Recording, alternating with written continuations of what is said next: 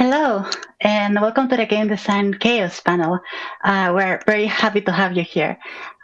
Today, we'll be talking all about tables, what they are, and how they can help to flesh out a game's world, as well as some of our favorite uses for them. My name is Emma, and I'll be one of your panelists today. I am an illustrator, and I am also the designer behind Crescent Moon, which is a recently released Fortunate Dark game about brave children going on mythical adventures. And joining me is Mikey. Hi, Mikey. That's me.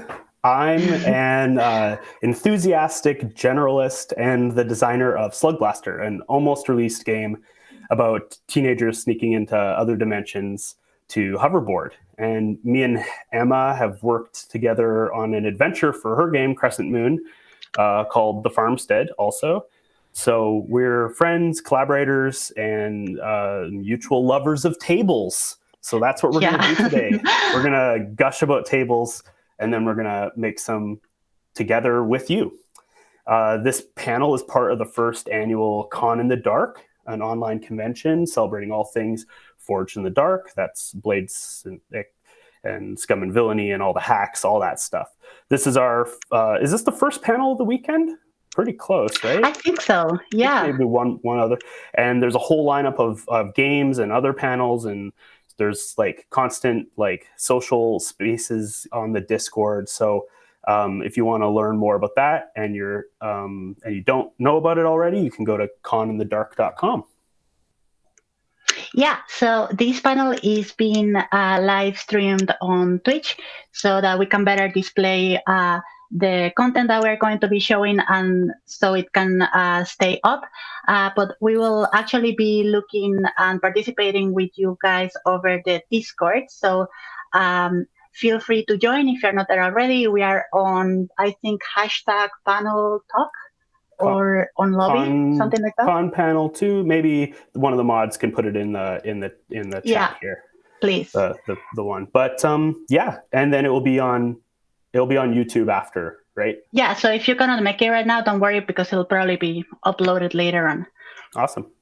So Emma, why do you love tables so much?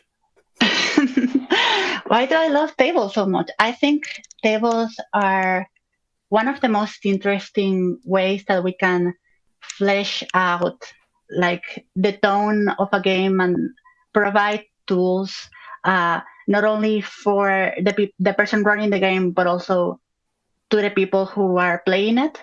And I think that those tools are very in line with what games or the kind of role-playing games that I really love are about, which is about creating everything as we go, right? Creating everything in the table. They are basically a toolkit for you to just not need to think of much in advance and just be able to produce something that is in line with the game, but with a certain element of unpredictability, right? Yeah, exactly. It's like the joy of cooking for me or something, because it's that feeling of surprise and like alchemy of like two things coming together and forming one magical new thing, and that surprise and thrill. That's why I love rolling on them in games so much. It's exciting. And then as a designer, I love them because you get to create that palette for your players, so you don't have to. It's like a fun way to set the tone and the boundaries of your game, but in a fuzzy way that people can obviously break or spin off from or add to. But you have a lot of creative power in those tables that you make for telling the people playing your game, like, this is what the game's about. This is how I see it. This is how my brain works. Take that and add your brain to it and some random numbers, I guess, right? So I think it can feel oddly personal at times, like, because they are something that the other person needs to complete, right? Like a table is not a table until someone rolls on it, but it's like you put your things and then like someone else takes it and like makes it their own. I think that's that kind of creates a relationship there between the designer and the player that I think is pretty unique to tabletop, actually. Yeah, that's right. It's like chocolate milk, like hot chocolate powder. It by itself, it's it's sweet and whatever, but it doesn't become what it's supposed to be until you add hot water to it or milk or Hmm. whatever, right? So Yeah. I think that's what's great about a table is you're creating these seeds, like that will grow into something. So and also, I think just from a sort of practical, creative standpoint, tables are like a good way, a good creative restraint. Like they are a lot of times when you have like writer's block or you don't know what to do, like a table is the medicine you need to like because it's laid out there and you fill it doing the very I don't know about everyone, but my writing process is often to just make a bullet point list of like ideas and just generate a list anyways, even if I'm going to turn it into prose or whatever. So a table is kind of just like taking that first brainstorm and you just get to run wild with it and then just clean it up a little and you're done. It's really great. It's such a like it feels like cheating sometimes, Yeah, for sure. but people love them too, right? So it's like creators love them and the readers love them. So yeah, they're just great. Well, should Yeah, we? it's Oh, go on. yeah, just one thing because I needed to say it because it's the fact that like the constraints that kind of make good writing also make a good table, which is also Hmm. fascinating, right? So like something that's very punchy, that's short, that like fits in a short sequence of like related ideas, Hmm. right? So like I think when you write a table, especially if you're writing one of the shorter ones that might just be like a couple of words, you're actually pushing yourself to like convey something in the most um, like concentrated way you can, and just going through that reiterative process like will turn your writing for the table into something stronger. Yeah, for sure. Tables are poems, right? I mean, Yeah, we could talk uh, about them for 3 hours. yeah, like there's no way other way around it that you're writing a poem when you make a table. So Hmm. it's just really it's really cool. But yeah, let's look at some examples. So we have some slides, and if the guys in the back can push the slide forward, um, then we can. So I want to first talk about one of my favorite tables in the game Mothership. And this is sort of a famous table. It's the random patches table. So this is I think a D100 table, and it's just filled with really fun patches that your like Space Marine type character could have on their jacket. And if we'll look a little closer here, and you can see some of the details of just these really fun things that they wrote. And you can just see the designers having so much fun writing these things, and not only do they all together as a collective whole create the world of the game, but individually for each player who rolls one for their character, that patch can completely create their character out of almost nothing. It's amazing. So yeah, if we go forward on a slide here, um, and then so there's some really fun stuff there. They get to make jokes, they get to be evocative and punchy, and another cool just little technical thing that they do here. If we go forward the slide, you'll see they will put an asterisk beside some of them, which just and then put a little footnote. You'll see in the next slide of them um, just explaining that entry a little more, which I just sort of blew my mind because so many times I get so like honed in on like, oh, like I have to fit everything in the box and everything has to like fit perfectly. And I realized like, no, you can like break the rules very easily. If you need to, you can just like put a footnote, like whatever you need to do. And I thought that really inspired me to sort of relax a bit when I'm making my tables and not have to make everything so like symmetrical and perfect. Yeah, and we'll go forward a couple slides because I think, Emma, you wanted to talk about a really crazy table in Lay on Hands. Yeah, for sure. So this example might not be the most like easy one when you think of tables, but I thought that it could cover some pretty interesting ground, which is what happens when you use a table not necessarily as a resolution system, but as a way to structure your core way of playing a game, right? So I know that games like Iron Sworn have popularized the idea of oracles, which are tables you roll on to like get some kind of insight of where your story might go next. And if we go a slide here to lay on hands. How is this thing called? I think it's also called the Oracle. Uh, so this is a little A5 sheet, which, if I am not mistaken, I think I actually have on reaching range here. Yeah, I do.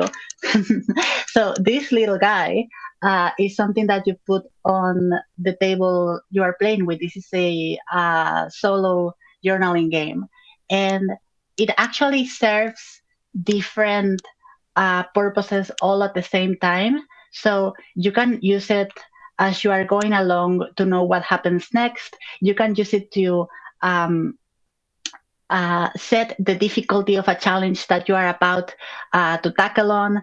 And it's just also compact with information while also being very easy to parse. So the primary way you can use this is by just rolling a coin, but you can also, if you see there's some numbers on the left that correspond to a D66, and you can also just use it as a D4. So like Yeah. there's so many ways you can play around with the structure of a table. If we go up another slide, we'll see that there's also like a version that only has pictures.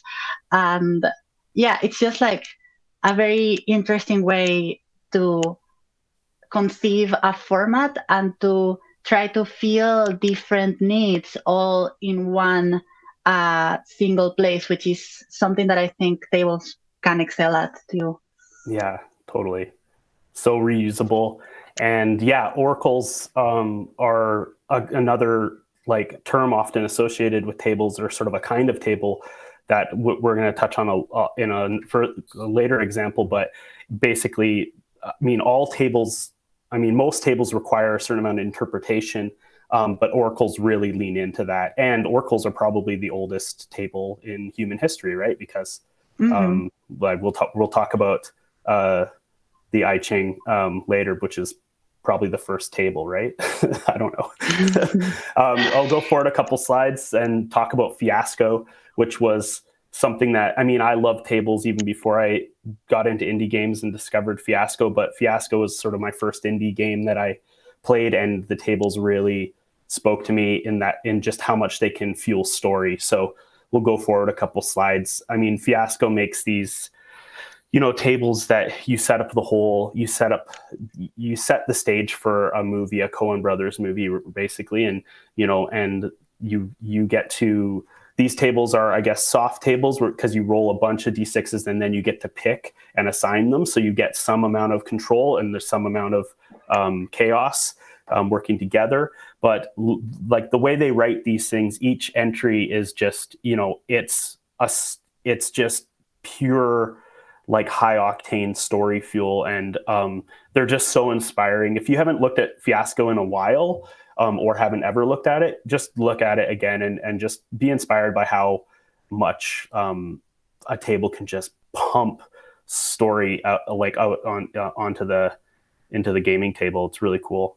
And then I think, and they have the tilt table, and then I think the final slide there for Fiasco is about the aftermath tables, which these are more like oracles, I would say, in that they describe, they use a big paragraph to describe a bunch of ideas for this, for your aftermath. And it's just sort of, you don't have to take anything whole cloth. They're just creating a feeling for you to work with. And these were really inspiring to me when I made Slug Blasters, epilogue system too. So yeah, and I think we'll go forward in a couple more slides and we'll talk about Slug Blaster, I guess. I'll share some of my favorite tables in the game I'm making right now. Yes. And so this is the Make a Monster table, and you just get to make a monster, and you get to pick a couple adjectives to describe the monster, the noun, and then you get to like figure out its strengths and weaknesses. And if you go forward a slide, you can see.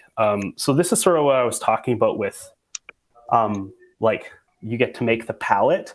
I get to, with just these 36 words, I get to show people like this is what a slug blaster monster is, right? Like what they're giant bugs, they're giant like creepy crawlies, some robots in there. It's all the cool stuff you saw in those like big visual science books as a kid and read about. Like that's what it is, right? It's that stuff. It's and so I get to just list those things, and people are going to take that, they're going to read it, they're going to use it, and then sometimes they're not going to use it, and instead they're going to come up with something completely on their own because they're going to think of one of their favorite creepy crawlers that isn't on that table, but I've already showed them the way, right? I've showed them what the palette is, and now they can find a new color that also works in that palette. And it's just fun. They're fun to make, like I said, and they're fun to use. So that's one in Slug Blaster. And then the other example from my book is kind of a silly one, which I wanted to show because sometimes a table doesn't have to have a ton of purpose. It can just be a fun little tiny filler. If you need a filler and you don't have art, put a table in there.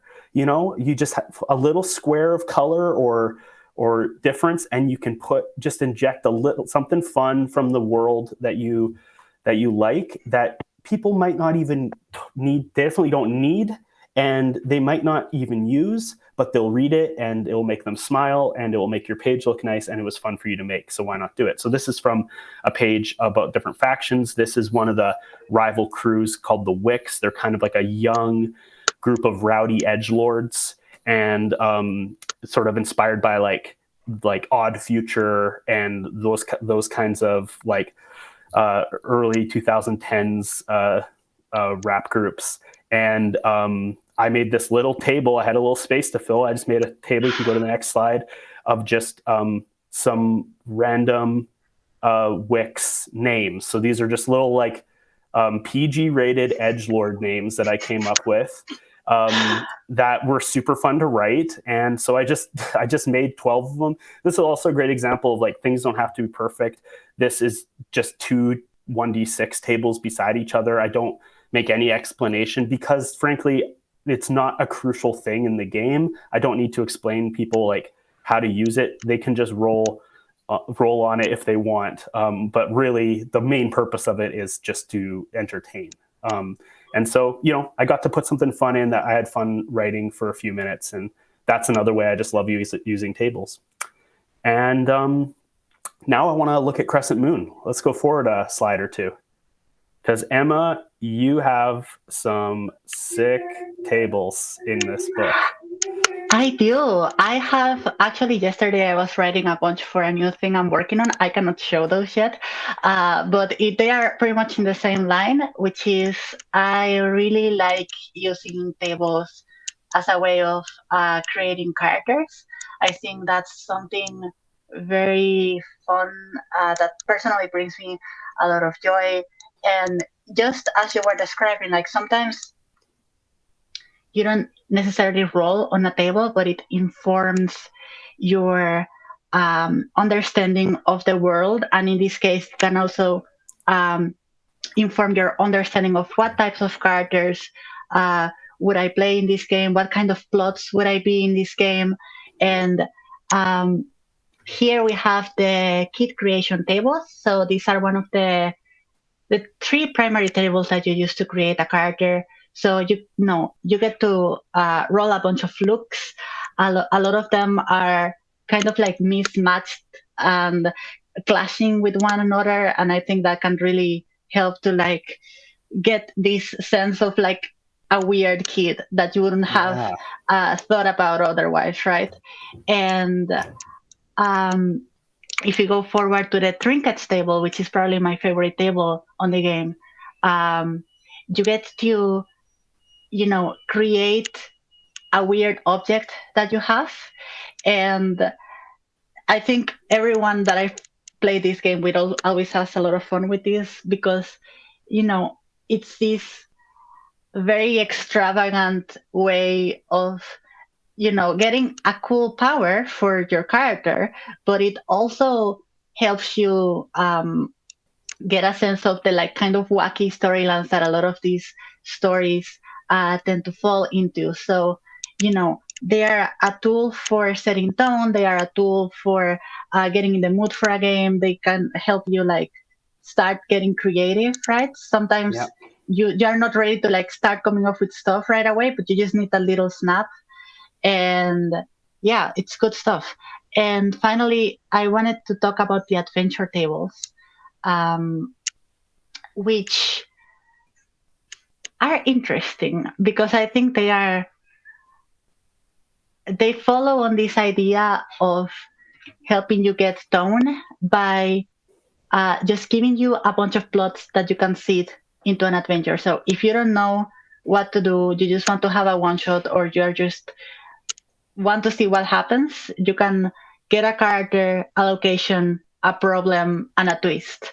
And I think Blades also has this type of table. I got very inspired by it when reading the manual, where you also have like um, a setup, a place, and oh, but actually, this is you were working for the devil along. That's like the Blades table. um, a lot of them are you were just working for the devil, which is very in tone for that game.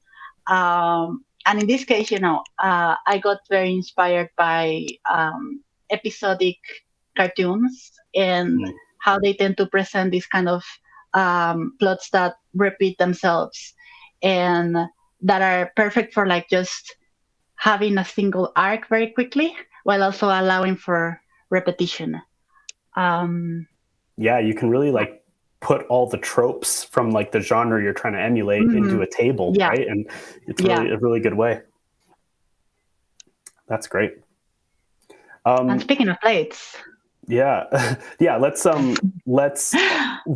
we're gonna make some tables together, but before we do, I just wanted to quickly go through a bunch of different ways tables can be formatted because I know I often get stuck in like the like 1d6 like box, and so I just wanted to um, do this to get our juices flowing because what we're going to do is we're going to make a table together, and then we're going to have, if anyone who wants to can make their own related table to the sort of the adventure location we're going to build, and you can post it and share it in the chat there or in the Discord, and we can just sort of have a little workshop. So just to get everyone's juices flowing. So we got we got the D6 table, and we got the D66 table by going the X-axis, the Y-axis. This screenshot that's here really has a bunch of different little ways you can do a D6 table all in it, right? It's a great example that I'm always look at and go, oh right, I could do this. I don't have to have one entry per number. I can have, mm-hmm. 1/2 equals this. I can, and so this is great. There's just lots of different ways to do it. You can split up that sort of XY D66 table into sort of, you can make the X-axis just only 3 categories. So you sort of have like 18 entries instead, all sorts of things, right? Next, we'll go next slide.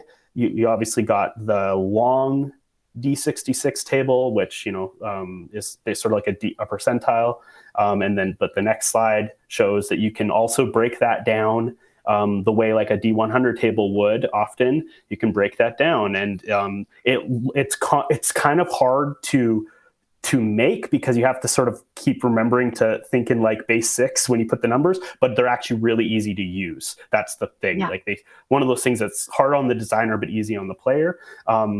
Next slide, we got another way to break down a D66 table is to just have like separate sections. So in this next example on the Fiasco, from Fiasco again, you'll see you roll for the category and then you roll again for the area underneath. This is just another way to format a table that might work better depending on how your layout is. You might not want to use the sort of classic D66 style. This is just another easy way.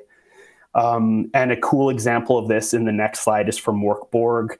I'm sure this table is very famous, but here it's a D66 table made to look like scripture.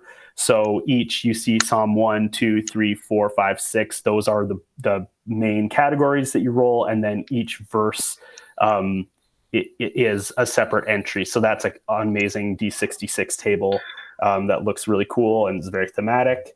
I hadn't seen this one before. This is so cool. It's so like, cool. I guess as long as you have bullet points, you can really just do whatever you want. That's right. There's a lot of creative things. Morkborg also does obviously a lot of other cool things with tables being kind of OSR-y.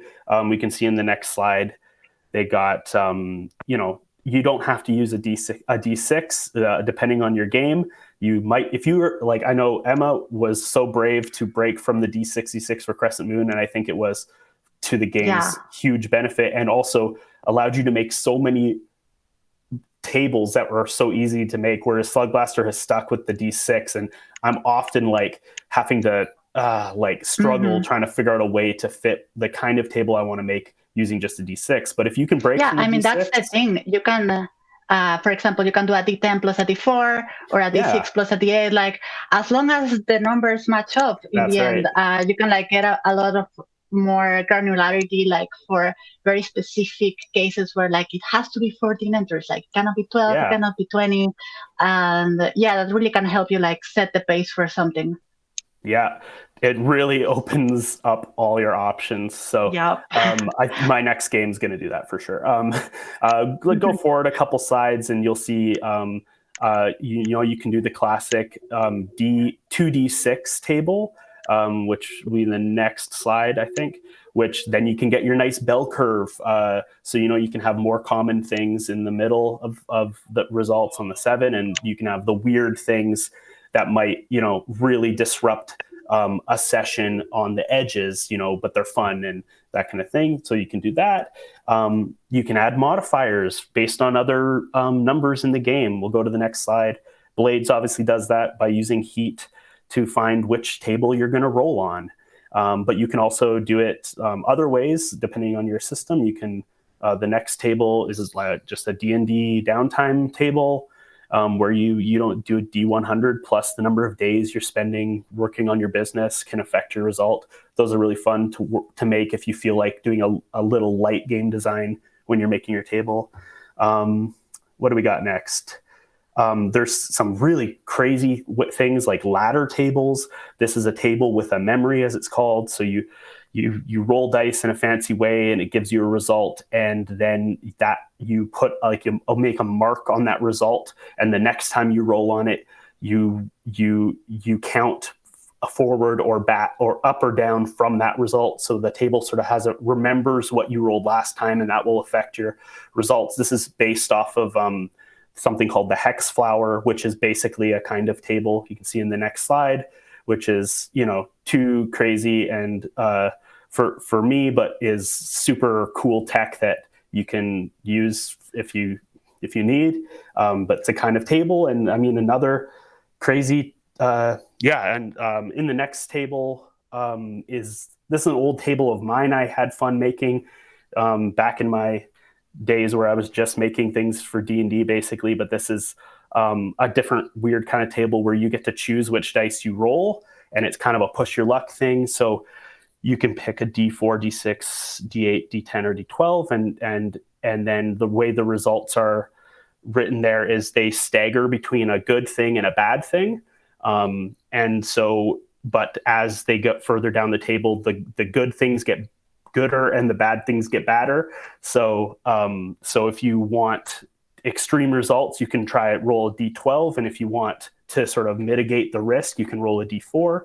And I used this in a D&D game where we had a big battle, and I had a bunch of NPCs that were going to help the party, but I didn't want them to actually play it out. So I just made this NPC actions card that they could roll on each round, and I don't know. It was fun. So that's like, you can make all sorts of weird things. In the next thing, this is a table I only heard about yesterday from someone in the Discord.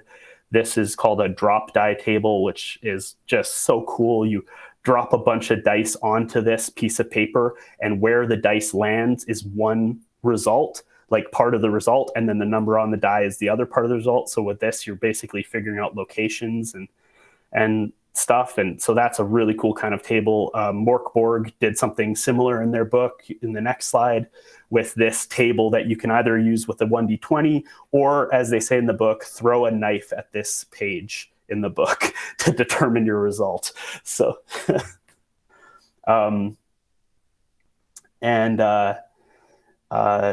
so there's lots of cool, weird things you can do just to generate random results.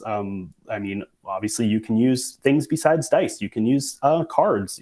So that's what tarot is. Tarot is one of the first oracles. Same with the I Ching, like I talked about, which is in the next slide, which, you use sticks to get a random result, and then you find the corresponding result and you interpret it. And I know a lot of people use the I Ching in gaming and all sorts of things, or writers use it to help them get ideas, because it's nice and abstract and really fun. So just all sorts of stuff. And actually, speaking of oracles, Esker, who's actually helping run this panel in the background, made a supplement for Blades called The Sunless Seasons, which is in the next slide. And it has a really good example of an oracle table in the back. One more slide, and you can see. So this is, the way you can see how abstract everything is.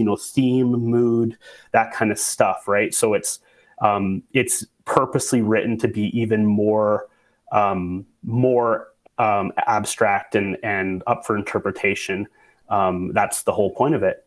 So that's my little run through. I know there's probably a bunch of other tables that are out there, and I'd love to hear about all of them, because I find it so cool, and I know it's a big world out there. So, but honestly, we could even go into like using cards as tables, like using tarot, or just using like a standard deck of cards, and it just keeps going, you guys. Many ways. The rabbit hole is endless. So I think we're gonna try to make a table for just sort of an adventure location that because that's a good way a location can have a lot of tables associated with it. So we're gonna do that. So I think, Emma, you're gonna lead the way on here and tell me what we're doing. Hell yeah. So I am not sure what the setup is on stream right now. Is someone going to show the document, or? Yeah, I think it's being shown. Show the show. Okay. I trust production. So we are going to try something new. I'm pretty sure this hasn't been tested before. This might not work, but we are going to try it regardless, which is to do some tables in real time. So we had this idea to come up with a location. It's called Cobble Hill Castle. That's the only thing we know.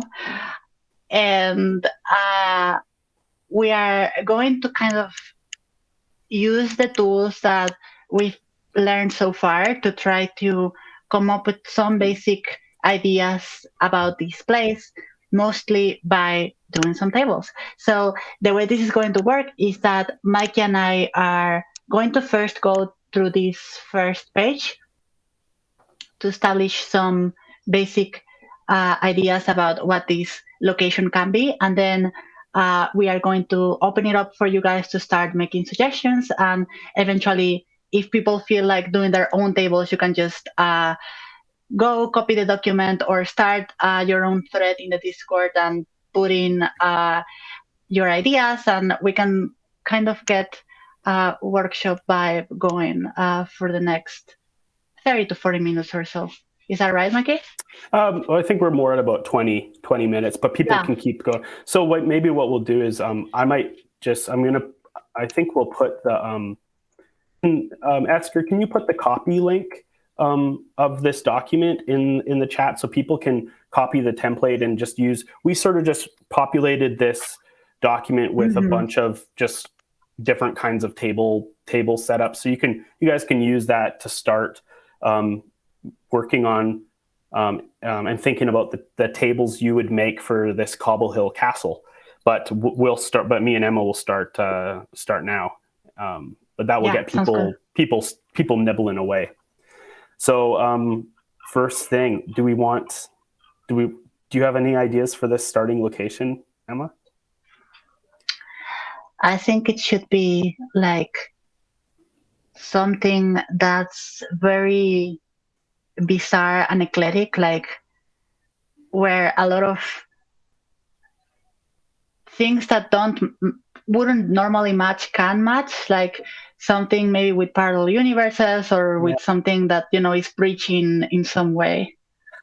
I had two ideas. One was my first thing popped in my head was Space Castle, but then I thought I mitigated a bit. I thought, what about a floating castle, like something that's like on a big chunk that tours the lands, and eclectic. It like picks up.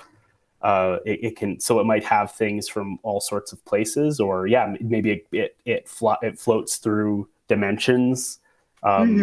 Something like, does that sound? What if it's a cloud castle? Yeah. Oh yeah, I love that. Okay. And we can change the name of it if in the end we realize the name doesn't fit too. So okay, I like that. Let's go with Cloud Castle. Cloud Castle. So we can start by putting in the things that we know. The castle stands on a cloud. What else? It moves from place to place. And it picks up things from the places it goes to. Is that right? Yeah, I think, and not just objects. It picks up like architecture and even like psychic energy and the mythology of the places it visits, that kind of thing. I love that. Yeah. Yeah, cool. So it picks up both physical and kind of like, how would you call it? Like, there's a word for that. Metaphysical? Metaphysical, yeah. Someone in the chat, Grey Orm, said, what about Nimbus for the name of the castle? Or something like that. I think that's kind of good. Because that's a cloud thing, right? It sounds like a cloud thing. Yeah. Cool. Okay. So, what's next? So we could start by, just to warm up, going on what might lurk on the castle's grounds. So this is, I guess, gives you a bit of a taste for what might be inside, right? So there's like a feeling of increscendo of going up, foreshadowing and that kind of thing. Yeah. So like, for example, there could be like something that's like a piece of something, and then inside the castle, it's like you get to see a full thing. Yeah, I love it. Okay. So, and also this will be the first thing people encounter when they explore the castle. So that's a good way to start.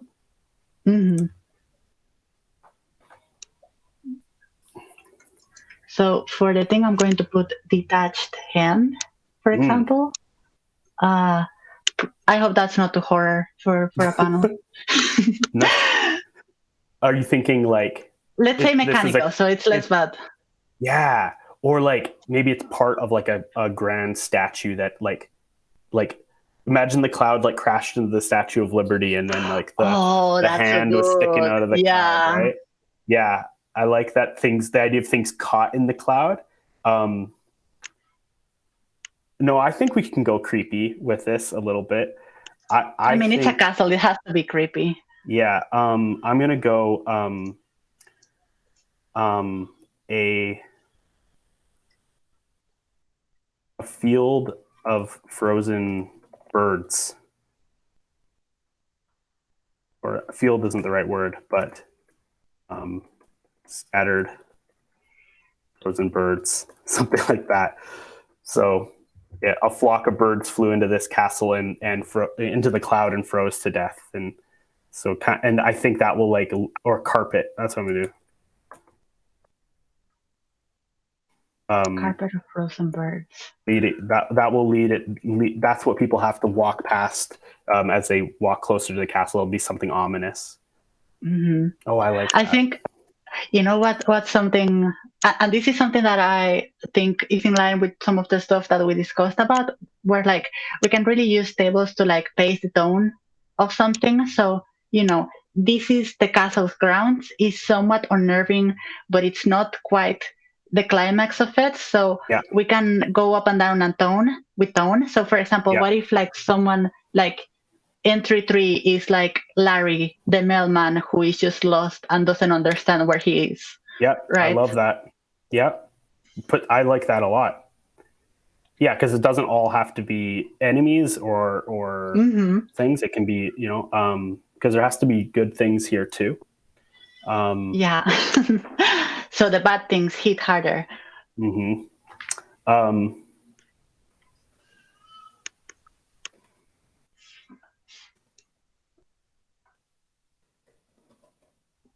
Fruit tree. Something about a fruit tree.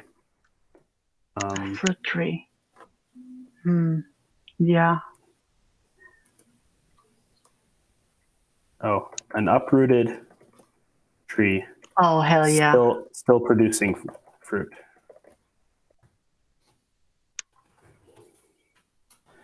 And Mm-hmm. okay, I love that Larry, a lost mailman.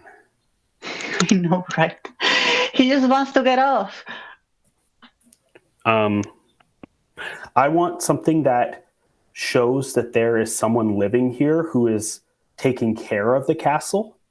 So Mm-hmm. I'm gonna do. I want to do something like well tended, um, well, well, um, or yeah, routinely polished.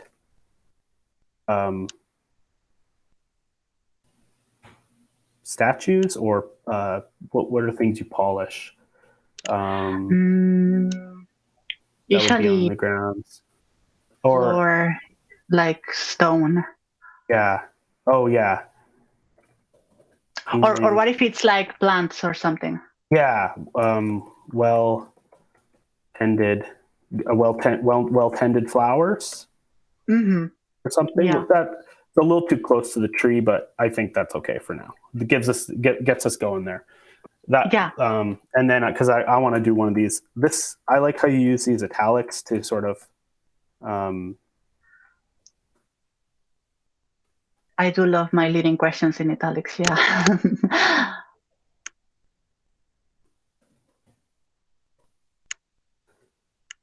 I think that's great. Okay. And I'm thinking that to give a little more foreshadowing, we could say something like footsteps of something big or something, Mm, like yeah. traces of A stuff. I think a very large footprint is good, Yeah, or something like that. exactly. Yeah. Where is that? Here you are.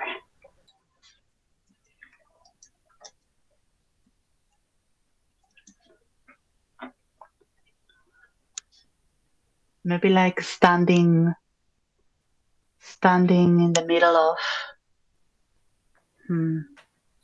on the yeah, or maybe like going off to like a backyard section. So Yeah. something like, where does it lead to?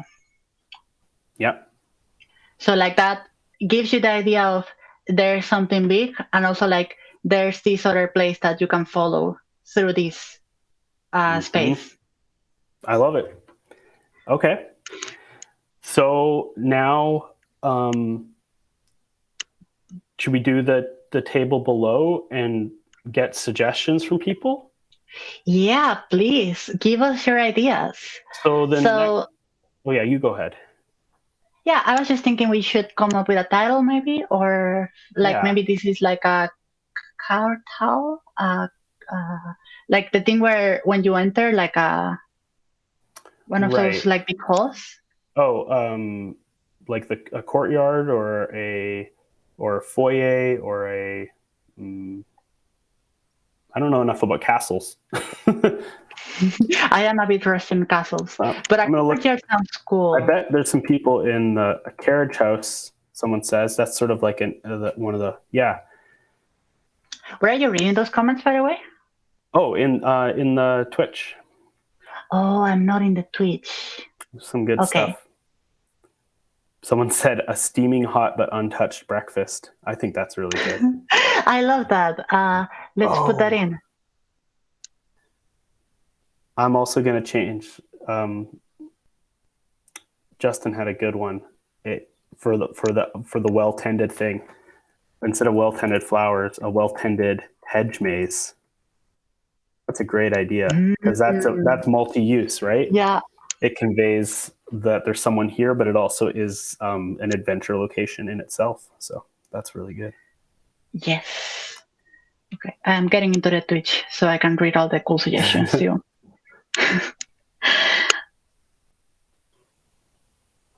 This is great. Okay, So what so I was thinking for this table is that like kind of along the lines of some of the ones you had shared in the slideshow, to have like a 1 to 3 things that are worrying and potentially dangerous, and then a 4 to 6 of things that are unnerving but not necessarily the worst you could okay, find within, right? So like we've got a bit of a spectrum here. okay, so we're gonna do like six creepy things and then six actual threats, right? Hmm. Sort of. Okay, Yeah. that's great. Okay, so everyone can pitch in on this. Now, will this be now? What's the title for this? Is this is this further in on the location, or is this a more general overall thing?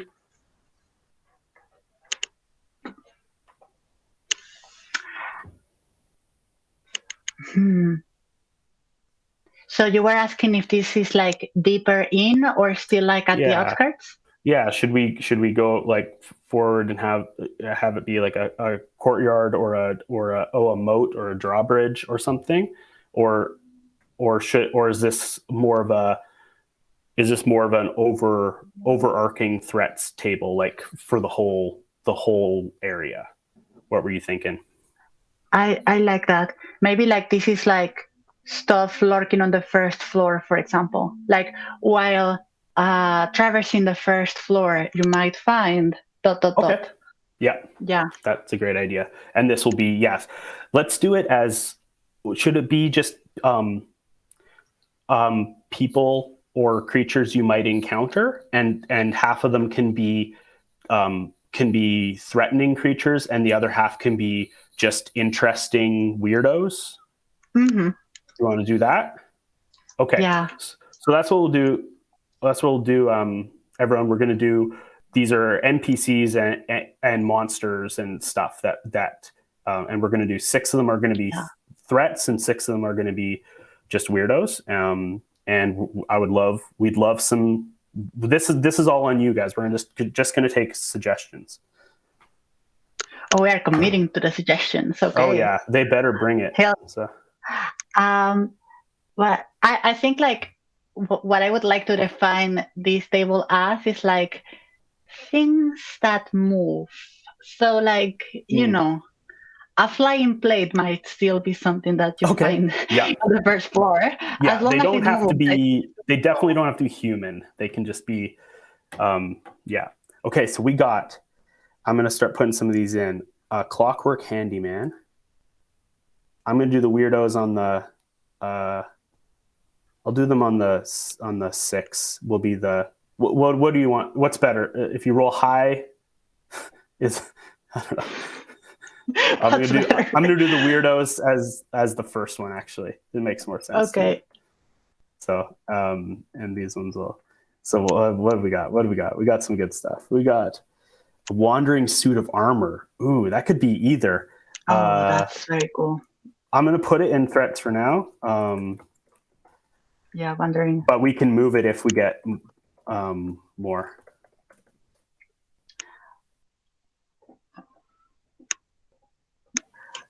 Someone put it in that it should have a lost hand. Yeah. With a lost hand. Ornery dust devil trapped in the castle. That sounds ornery. Man, that I almost want to just have to deal with that, like talk with that thing. So I'm going to put it in just weirdos for now. But we'll see how this all shakes out when we're done, right? Mm-hmm. Yeah, we can move it around. I just saw a stray cat wise beyond his years. That's definitely a threat. Are we doing threats in the first one? Yeah, I think 1 to 3 is threats, right? Oh, okay. Sorry. Oh no, you're right. Okay, yeah. You just move that one over then. Okay, I put it to 4 to 6 then. There you go.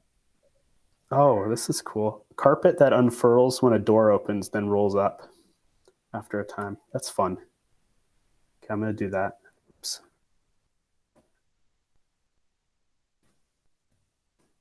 Sassy potted plant.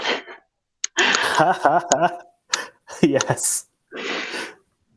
I'm going to take that one too.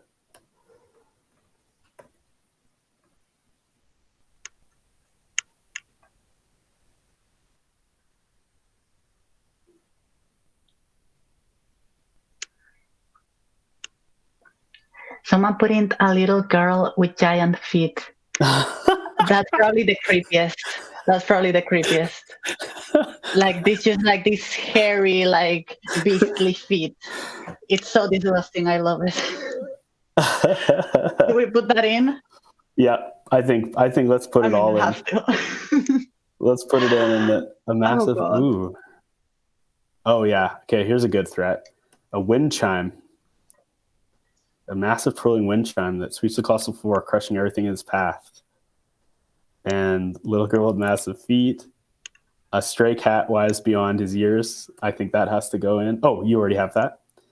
Patchy. Yeah.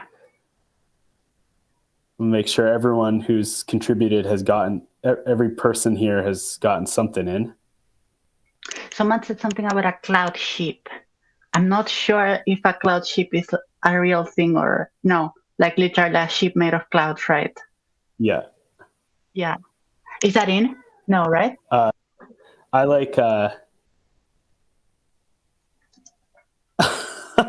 talking, walking, drinks cart that's very insistent. You have a cup of tea. I think that's great and funny. That's amazing. And I love a ghost with hedge trimmers too. I think, but it's kind of still somewhat threatening because, like, it really wants you to sit down in this creepy place and have some tea. Like, oh, right, yeah. And we don't know what's in the tea, so we could move it. We do not know. A tea of what? Yeah. Question mark.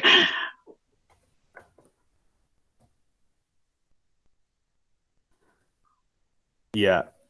A talkative stained glass. Okay, so we are going to put the cloud ship as a threat, and then the stained glass that talks nonstop, right? Yeah, okay. A talkative stained glass.